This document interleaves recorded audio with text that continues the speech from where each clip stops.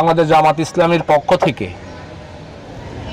আমাদের মহানগরের আমির, সিটি আমির সেলিমউদ্দিন ভাই এবং আমাদের আমিরে জামাত একটা কথাই বলছেন যে আপনারা আপনাদের প্রতিবেশীর পাশে দাঁড়ান। আসলে এটা কিন্তু আমার আপনার কথা না, এটা আল্লাহ রাসূলের হাদিস।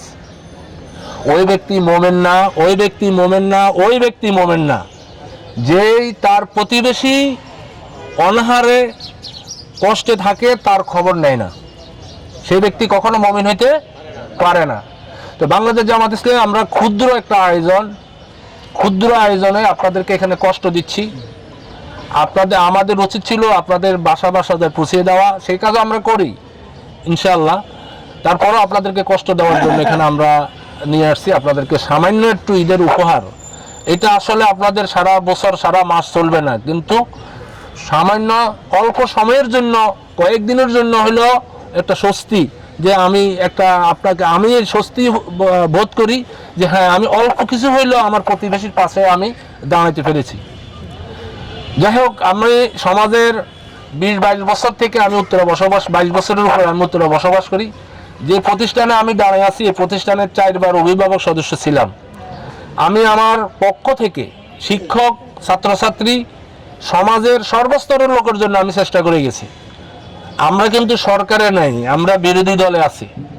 তারপরও আমরা প্রশাসনের প্রতি দৃষ্টি আকর্ষণ করব, যারা অসহায় মানুষ আছে, অসহায় মানুষের কাছে যেন সরকার দাঁড়ায়। কারণ এই অসহায় মানুষগুলি কোথায় যাবে? তাদেরকে যদি একজন প্রশাসক, আমরা একটা কথা বলি, আল্লাহর আইন চাই, সৎ লোকের শাসন চাই। সৎ লোক যদি সমাজে আসে, নেতৃত্ব দেয়, তাহলে আজকে আপনারা যেভাবে দাঁড়ায় আছেন, এভাবে দাঁড়ায় থাকার আপনাদের প্রয়োজন হইতো না, কোনো গরিব থাকতো না সমাজে। কারণ সৎ লোকের কাজটা কি? সমাজ পরিবর্তন করার জন্য যা যা করার দরকার সব কিছু সৎ লোক করে। বাংলাদেশ জামাত ইসলাম যদি ক্ষমতা আসতো, ইসলামী বিধান অনুযায়ী যে জাকাত পরিচালনা, জাকাত যে ব্যবস্থা আছে, এই জাকাত ব্যবস্থার কাজ হইল সরকারের। সরকার যদি জাকাত 100% আদায় করা যাইতো, এবং এই জাকাতের টাকা দিয়েই আপনারা একটা কথাই বলি আপনাদেরকে, আমরা যে 1 নম্বর ওয়ার্ড, যেটা 1 নম্বর ওয়ার্ডের জাকাত যদি আমরা সঠিকভাবে আদায় হয়, তাহলে 1 নম্বর ওয়ার্ডে কোনো আপনাদের মতো কোনো লোক গরিব থাকবে না। থাকবে কম হইলেও 10,000 কোটি টাকা উঠবে জাকাত 1 নম্বর ওয়ার্ডে যারা লোক বসবাস করে। আসলে জাকাত তো ওইভাবে আদায় হচ্ছে না। কারণ আপনারা ইনসাফ ভিত্তিক সমাজ পরিবর্তন করার জন্য যে সৎ এবং যোগ্য লোক তৈরি করার দরকার, সৎ এবং যোগ্য লোককে মানে প্রশাসনে পাঠানোর দরকার, সেটা আমরা পাইতেছি না। আগামী দিনে যদি আল্লাহ পাক যদি ফয়সালা করে, আর আপনারা যদি আমাকে সমর্থন দেন, আল্লাহ যদি কবুল করে, আমরা ইনশাআল্লাহ পারবো। কি বলেন, পারবো কিনা?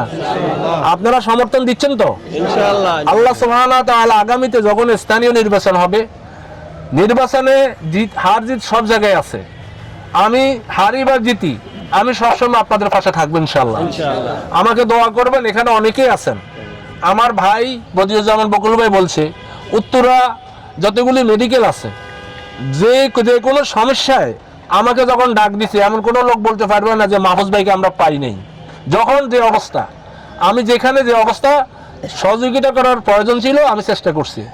তবে আমরা আজকে আপনাদেরকে ক্ষুদ্র অল্প একটু উপহার দিচ্ছি। এই উপহার আপনারা কষ্ট করে আসছেন, কষ্ট করে আসার জন্য আপনাদেরকে আমি মোবারকবাদ জানাচ্ছি। এবং এই দেশে আপনাদের মাধ্যমে যে জিনিস প্রশাসককে জানাতে চাচ্ছি, যে মশা নিধন, মশার জ্বালা, মানুষ নামাজ পড়তে পারে না, ইবাদত বন্দি করতে পারতেছে না। আসলে সরকার, সিটি কর্পোরেশন যদি চেষ্টা করে, ওনারা যদি বলে যে ভাই আপনারা আমাদেরকে সহযোগিতা করেন, আমরা অলরেডি আমাদের মহানগরের উত্তরে আমিরের নেতৃত্বে প্রত্যেকটি ওয়ার্ডে আমাদের নিজেদের উদ্যোগে মশা নিধনের কাজ করতেছি। আমরা 1 নম্বর সেক্টরে, বিভিন্ন সেক্টরে আমরা শুরু করছি, 7 নম্বর সেক্টরে আমরা মশা নিধনের কাজ করছি, 3 নম্বর সেক্টরে করছি, 4-এ করছি, 6-এ করছি, আজকে 9 নম্বর সেক্টরে করবে। তাহলে সরকার যদি, সিটি কর্পোরেশন যদি আমাদেরকে সহযোগিতা করে, যদি বলে ঠিক আছে ভাই আপনারা আসেন, আমরা আপনাদের সাথে কি থাকবো, আমরা ইনশাআল্লাহ সহযোগিতা করব।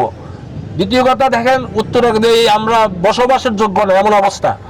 কারণ ময়লা আবর্জনা যে অবস্থা হয়েছে, আপনার যে ওভার ব্রিজগুলি উঠিয়ে আপনি হাঁটতে পারবেন, এরকম অবস্থা। আমরা সিটি কর্পোরেশনের প্রতি দৃষ্টি আকর্ষণ করছি, যেন ওনারা এই ঈদের আগে যেন সবগুলি পরিষ্কার করে, প্রয়োজনে আমাদের সহযোগিতা আমরা করবো ওনাদেরকে। তো আমি আপনাদের কাছে দোয়া চাই, আপনারা কষ্ট করে আসছেন, আমার জন্য দোয়া করবেন এবং কাজও করবেন। কি বলেন, সমর্থন করবেন কিনা? ইনশাআল্লাহ। আমি আপনাদের সহযোগিতা কামনা করি। আল্লাহ পাক যেন আমাকে আপনাদের খেদমত করার জন্য কবুল ও মঞ্জুর করে, এই আশা ব্যক্ত করি আমি এখানে শেষ করলাম। আসসালামু আলাইকুম ওয়া রাহমাতুল্লাহ।